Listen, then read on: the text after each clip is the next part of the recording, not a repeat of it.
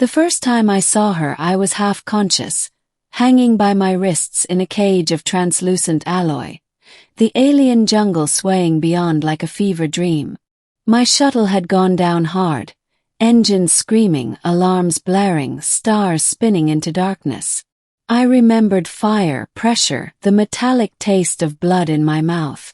When I woke, I wasn't in the wreck. I was here, a captive in a structure that seemed grown rather than built, walls pulsing faintly as though the building itself breathed. And then she appeared.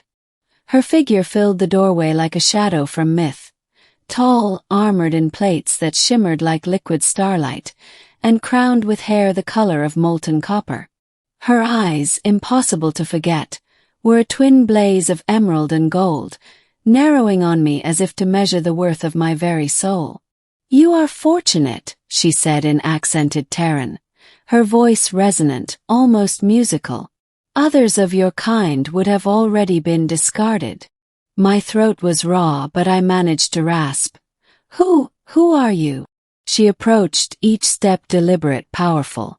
When her gauntlet hand touched the bars of my cage, they dissolved as if obeying her will.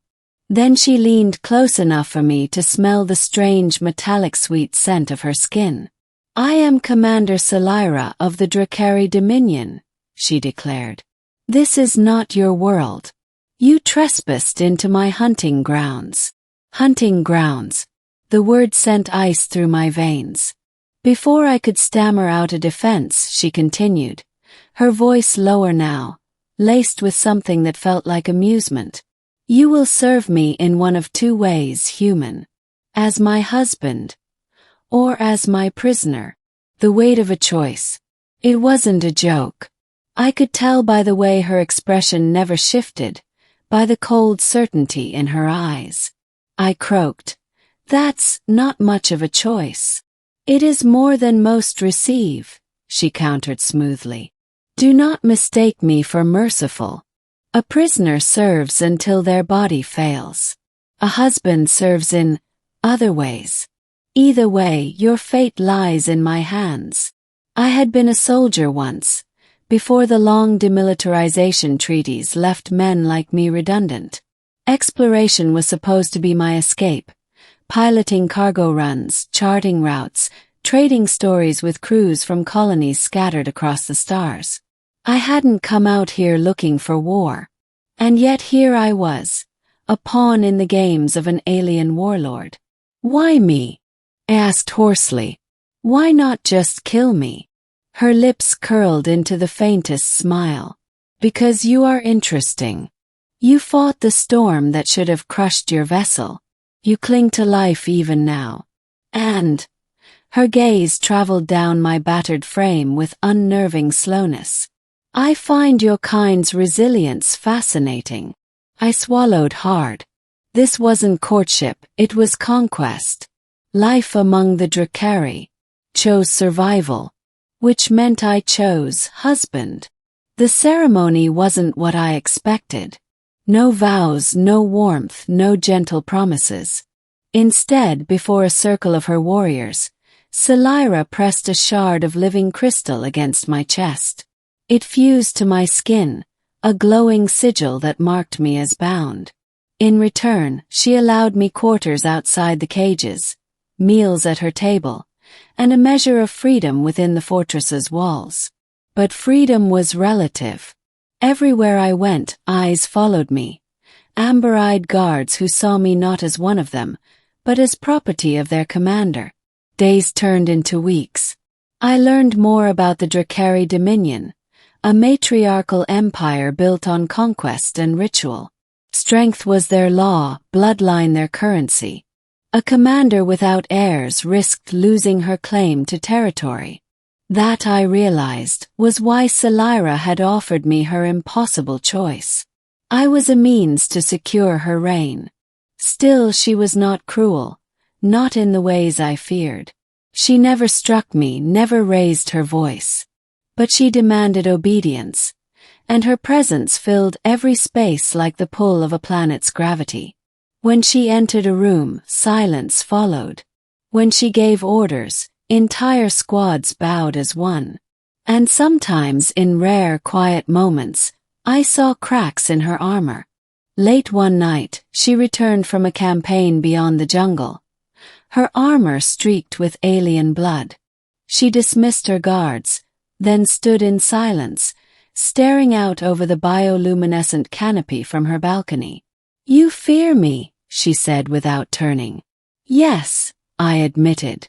Lying seemed pointless. "Good. Fear keeps bonds strong." But then she glanced back, and for a heartbeat her gaze softened. "Do you dream of home?" I hesitated. "Every night." Her jaw tightened and she looked away.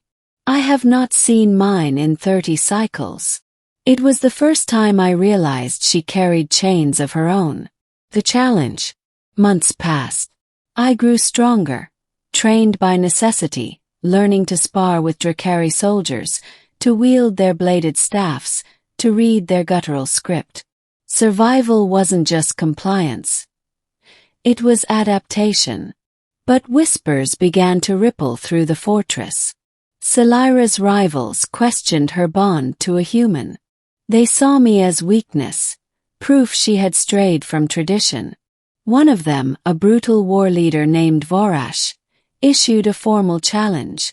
During a public gathering in the arena, he bellowed, "This male weakling stains your honor, Commander. Cast him back into the cages, or prove to us that he is worthy." The crowd roared approval. Selyra's eyes burned like twin suns as she rose from her throne. "You dare challenge me," she hissed. "No," Vorash sneered. "I challenge him. Let the so-called husband fight for his place." Every gaze turned to me. My pulse thundered in my ears. Selyra's face revealed nothing, but when she finally spoke, her words froze my blood. "So be it. He will fight. Trial by combat." The arena floor was slick with dust and blood. I stood with nothing but a staff, staring at Vorash, 7 feet of muscle and scars, wielding a blade crackling with energy. I wasn't supposed to win. This was spectacle, a humiliation to put me back in chains. But I'd learned from months of watching the Drakari fight. They valued brute force, overwhelming power. I had something else. Speed, cunning, and desperation. The fight began with a thunderclap of steel. Vorash's strikes came heavy and fast, each one rattling my bones. I dodged, deflected, rolled under his swing, using every ounce of training drilled into me years ago. The crowd jeered, hungry for my blood.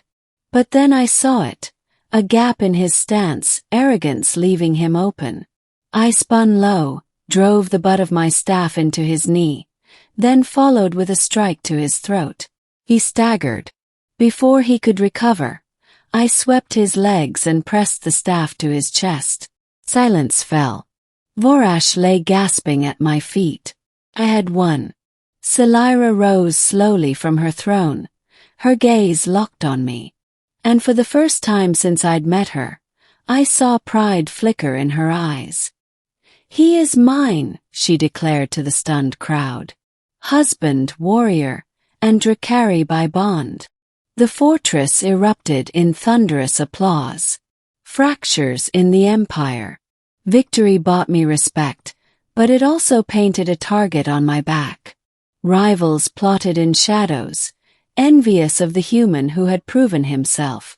Selyra grew harsher, her nights consumed by council meetings and border disputes. The Dominion was fracturing, cracks spiderwebbing beneath its glittering surface. One night, as we dined in the echoing hall, I finally asked her, "Why keep fighting? Why hold this empire together if it costs you everything?"